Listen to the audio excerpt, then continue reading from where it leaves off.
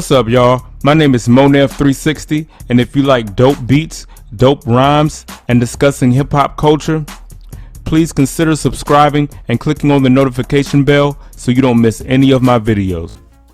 Number 5 is Timbaland, Timbo the King. You know, he had to be on my list because, I mean, just for him coming up with the stutter step drum pattern that, you know, like that other producers had started biting and all that kind of stuff.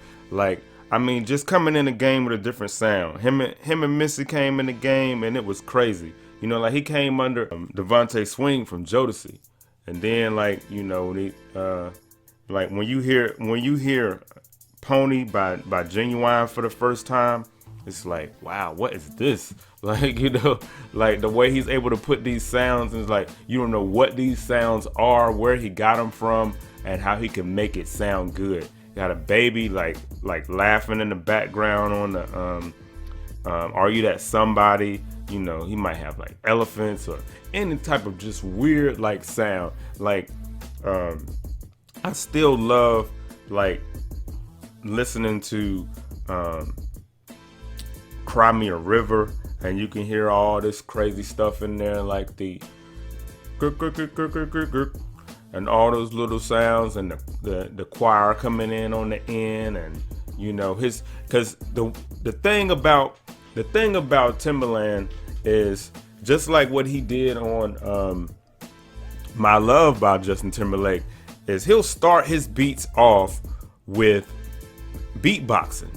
So he'll be beatboxing in the beat, and then he'll take that and then put his own snares and kicks and stuff on top of that, build around it, and like when he leaves it in, it sounds dope because you can still hear it. You can hear it in My Love. You can hear him doing it in Cry Me a River. You can hear him doing it on the end of What About Us by Total. Like, you know, so that to me is what makes Timbaland great, his creativity. All right, we coming around the home stretch now. We on number 4. And you know y'all want to know who number 4 is. Number 4 is the RZA. The RZA, the main producer for the Wu-Tang Clan. Wu-Tang Clan. When I was like 12 years old and I heard Protect Your Neck for the first time, like, I mean, that was everything for me. Like seeing them doing like, you know, martial arts in the videos and stuff, like, you know, when you're a little kid, I mean, and 3 Ninjas had just came out, and like, you know, Power Rangers is out. I mean, anything martial arts you're gonna be into. I didn't know that they were, you know, that they had a whole plan of like mixing this stuff together, mixing the hood like gangster stories with comic books and with martial arts. I didn't understand the full vision, but I just loved it. I mean, seeing the Mystery of Chess Boxing video, or like Cream, and then all this kind of stuff, and then all these solo albums, GZA's Liquid Swords, Raekwon Only Built for Cuban Links, Ghostface Killer, Iron Man.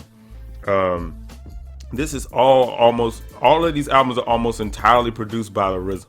I mean, you know, he did the of course Enter the Wu-Tang Forever, like all of this stuff, like all this stuff, like Supreme Clientele. He didn't produce every beat, but he still was like an executive producer.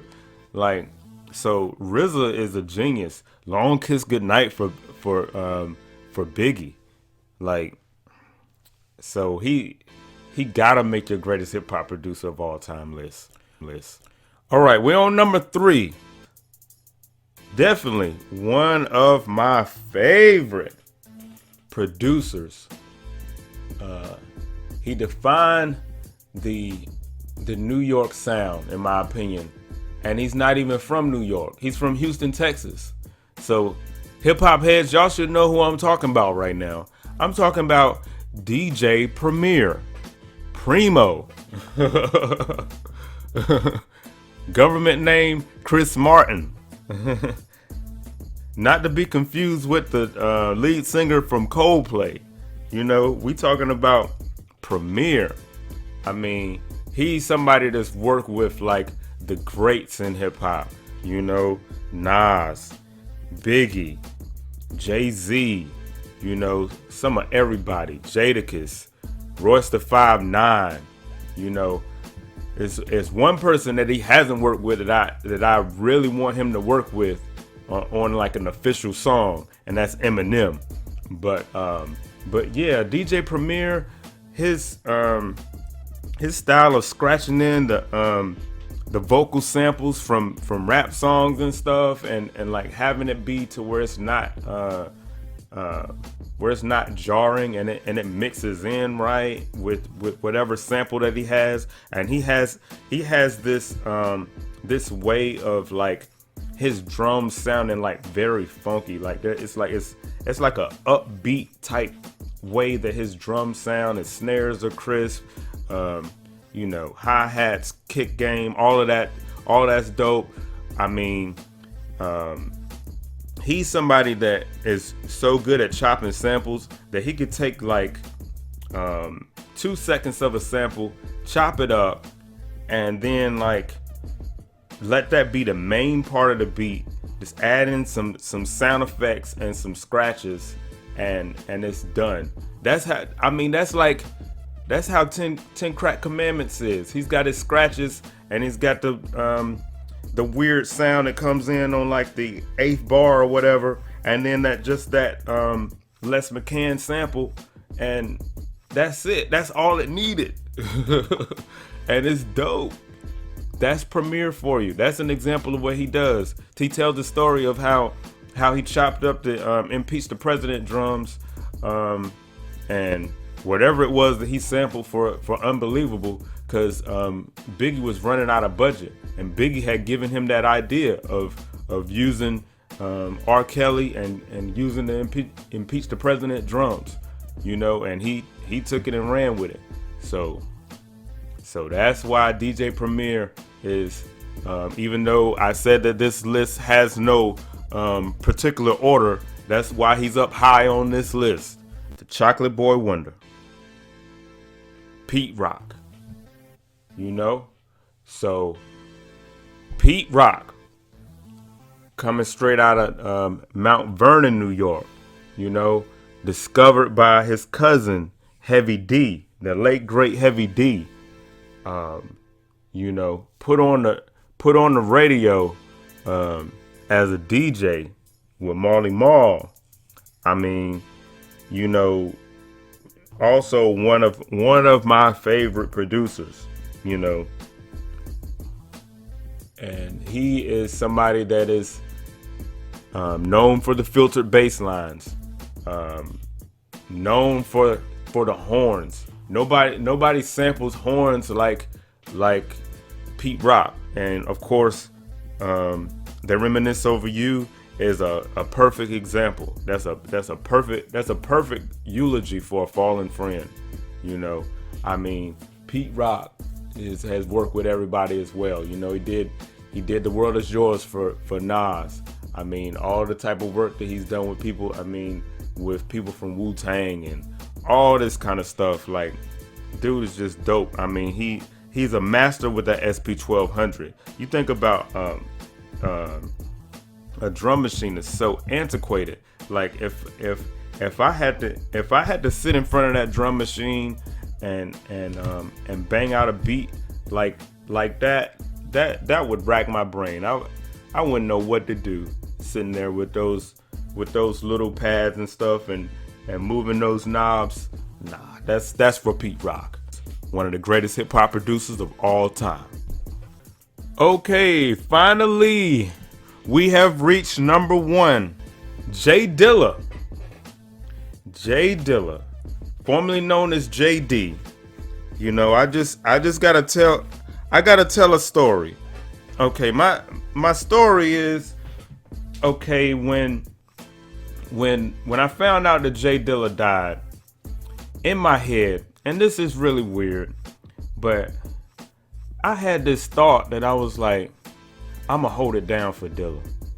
You know, when Dilla died, I had only been making beats for probably about 2 years, and I said that, and I don't know what it meant. Maybe it just meant that he is somebody that inspires me so much when it comes to production. His creativity, the fact that he would sit down at an MPC and think, I don't want to play this. I don't want to program my drums like they're programmed. I want to program them like I'm drumming on a drum machine. And sometimes he would do that. Sometimes he would get on the drums and make his own drums and then sample them into his MPC. His MPC 3000 was his weapon of choice, and he could do anything on that. I do have a video, I'm gonna put it up in the card, about J Dilla samples, and it's a clip in that video where Questlove was talking about what J Dilla did on the song Little Brother for Black Star. Like, what he did on that song, I mean, like, he took that Roy Ayers, I think it is, sample, and he chopped it up. He chopped around almost every vocal in the song. It's like so many vocals in that song, but he just took the instrumentation and made his own beat with it. Like, I mean, you talk about like 1 second little parts and then connected it back together. Like, and it's insane. That's the type of stuff that J Dilla would do. I mean, J Dilla's bass lines, of course, were crazy.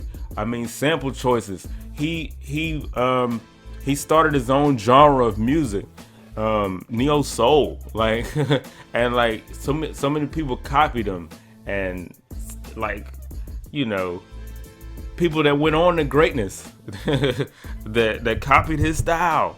Like, J Dilla is the best. You know, like, I gotta say that he's the best. You know, as much as I love everybody else, when it comes to hip hop production, JD, I mean, is the best.